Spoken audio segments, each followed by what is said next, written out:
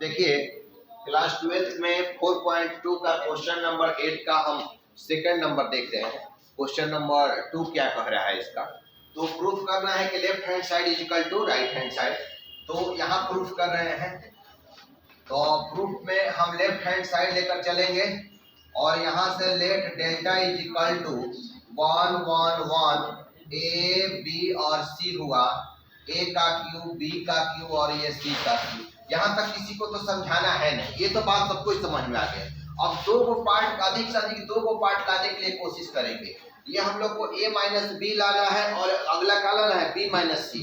तो a minus B आ जाएगा, जब c1 में से c2 को घटाएंगे तो a माइनस बी आ जाएगा, होगा ना बाबू। इसको c1 बोलेंगे, इसको c2 बोलेंगे, इसको c3 बोलेंगे। तो जब c1 में से c2 को घटाएंगे तो a माइनस बी आ जाएगा। अब आप विचार कीजिए कि b माइनस सी कैसे आएगा, तो c2 में से c3 घटाएंगे तो यहाँ लिखेंगे कि c1 टेंस टू, इसको देखते हुए इक्वेशन यहाँ बनाना है आपको। तो c1 माइनस का हो गया c2 and c2 tense to बोलिए c2 माइनस c3। यहाँ तक सब कुछ समझ में आ गया। तो अब c1 में c2 लेस कीजिए, 1 में 1 लेस कीजिएगा, a माइनस बोलिए b, ये कितना हो गया aq माइनस bq। नहीं मेरे बात समझिए।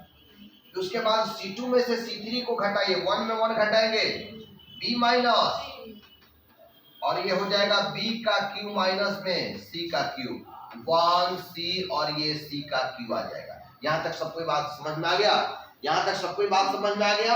अब हम लोग को क्या करना है कि a माइनस बी कॉमन निकालना है, लेकिन इसमें तो a माइनस बी कॉमन नहीं है, इसमें है a माइनस बी, लेकिन इसमें नहीं ना है। तो a Q minus B Q का फॉर्मूला यहाँ देखिए रफ में समझा रहे हैं आपको कि a Q minus B Q का फॉर्मूला आप लिखिएगा a माइनस में b ए स्क्वायर प्लस में ए बी प्लस में बी का स्क्वायर, यही फॉर्मूला आप लोग लिखिएगा। A cube minus B Q का फॉर्मूला लिखिएगा a minus b a square plus a b plus b का स्क्वायर। तो यहाँ पर हम लोग क्या देख रहे हैं कि डेल्टा इज इक्वल टू ये 0 हो गया। ये कितना है बाबू, a माइनस बी है तो लिख दिए। ए क्यू माइनस बी क्यू का फॉर्मूला a माइनस बी ए का स्क्वायर प्लस में ए बी प्लस में बी का स्क्वायर, यहाँ हो गया। अब हम लोग आते हैं c2 में, ये 0 हुआ, उसके बाद बोलिए b माइनस सी, उसके बाद B Q minus C Q का फॉर्मूला होगा b माइनस सी बी का square plus B C plus में c का स्क्वायर। ये कितना हो गया 1 और ये c का कितना 1, यहाँ पर c है और ये c का q। बात समझ में आया। अब बताइए कि c1 में क्या कॉमन दिख रहा है आपको, तो अब यहाँ पर delta is equal to a minus B common हुआ, उसके बाद इसमें क्या कॉमन दिख रहा है b माइनस सी कॉमन दिख रहा है।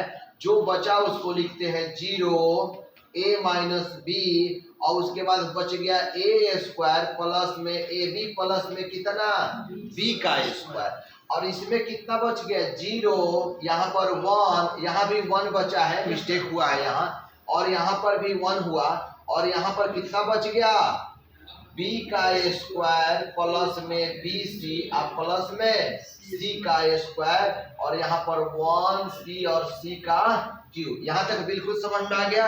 इसमें c1 में a माइनस बी कॉमन निकाल दिए, c2 में b माइनस सी कॉमन निकाल दिए। अब हम लोग को लाना है c माइनस ए। तो देखिए, तो कोई वर्क कर रहा है कि c माइनस ए आएगा, नहीं आएगा। कोई इसके सामने ऐसा नहीं कर रहा है कि c माइनस ए आ जाएगा। तो अब इसका क्या कीजिए कि ज्यादा कुछ मत सोचिए, इसका डायरेक्ट वैल्यू आप निकालिए। किसके द्वारा, R1 के द्वारा, चूंकि 2 को 0 दिख रहा है उसी के द्वारा निकालेंगे ना। तो यहाँ से बाई R1 के द्वारा इसका वैल्यू निकालेंगे हम लोग। तो डेल्टा बराबर जो होगा वो कितना हुआ बाबू, a माइनस बी माइनस सी। चलिए R1 के द्वारा जब हम वैल्यू निकालेंगे तो ये तो प्लस में 1 हो गया, हुआ ना प्लस में 1। तो प्लस में 1 हुआ, तो जब हम 1 को यहाँ पर पुट किए हैं, ध्यान देना है, 1 को जब हम यहाँ पुट किए हैं तो 1 के पहले धनात्मक होगा। तो इस एलिमेंट्स को यहाँ पुट किए हैं तो इसका आमने सामने का जो भी एलिमेंट्स होगा वो कैंसिल हो जाएगा। तो क्या होगा, इतना बचेगा। इतना को हम मोड में लिखे हैं तो इतना को कैसे करेंगे, प्रथम विकर्ण का गुना माइनस द्वितीय विकर्ण का गुना। बात समझ में आ रहा है ना। तो 1 में इतना से गुना करेंगे तो कितना हो गया बी का square B C minus plus में सी का स्क्वायर, ये प्रथम विकर्ण का गुणा हुआ और माइनस द्वितीय विकर्ण का गुणा, माइनस द्वितीय विकर्ण का गुणा। तो जब माइनस द्वितीय विकर्ण का गुणा करेंगे अब माइनस वन से इतना तो सबका चिन्ह का हो गया बदल जाएगा। तो minus A square minus A B और माइनस बी का स्क्वायर। समझ नहीं पाए होंगे लोग, समझ पाए? तो बाबू बी स्क्वायर निगेटिव में बी स्क्वायर पॉजिटिव में दोनों का हुआ कैंसिल हो गया। अब इसको सॉल्व करते हैं कि delta is equal to A minus B B minus में सी। हमको क्या लाना है? सी माइनस ए लाना है। क्या लाना है? सी माइनस ए लाना है। तो ध्यान दीजिए, इसको एक साथ रखते हैं स्क्वायर वाले को, बिना स्क्वायर वाले को एक साथ रखते हैं। तो यानी कि बी सी आप माइनस में कितना हो गया? A B. इसको एक साथ रख देते हैं और ये प्लस में कितना हम लोग का हुआ? सी स्क्वायर माइनस में ए का स्क्वायर। यहाँ तक बात समझ में आया? वहां तक जो बात हम लोग लिखे हैं वहां तक आप लोग समझ लिए। इसके बाद हम लोग क्या लिखेंगे बोलिए? Delta is equal to A minus B और बी माइनस सी। उसके बाद बोलिए इसमें क्या कॉमन निकाल सकते हैं बाबू? दोनों में बी कॉमन निकालिएगा तो क्या बच गया? इसको हम लोग किस फॉर्मूला पर रखेंगे? ए स्क्वायर माइनस तो क्या हो गया? सी माइनस ए इंटू सी प्लस में ए। यहाँ पर पोस्ट को क्या कर दीजिए? क्लोज कर दिए। नहीं समझ में आ रहा है यहाँ पर? इसके बाद हम लोग यहाँ पर समझेंगे। इस पार्ट के बाद आप यहाँ पर लिखने के लिए प्रयास कीजिएगा। देखिए इसका शेष भाग हम कहाँ लिख रहे हैं? यहाँ पर लिख रहे हैं, ठीक है ना?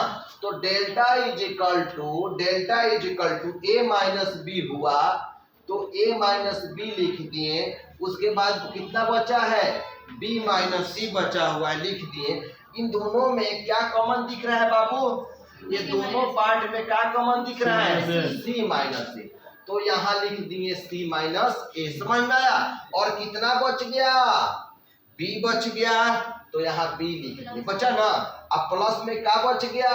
सी प्लस ए बच गया, तो यहाँ सी प्लस ए लिख दिया। यहाँ तक समझ में आया? ये दोनों में सी माइनस ए कॉमन निकाल दिए तो बी बच गया, b plus c plus a बच गया। इसको अब सजा दीजिए कि delta is equal to A minus b minus c और सी माइनस ए। इसको क्या लिख सकते हैं? A plus b plus c. यही आपको राइट हैंड साइड जो है वो प्रूफ कर दिखाना था। देख रहे हैं ना? यही ना लाना है ए माइनस बी माइनस सी इंटू सी माइनस ए इंटू ए प्लस बी प्लस सी।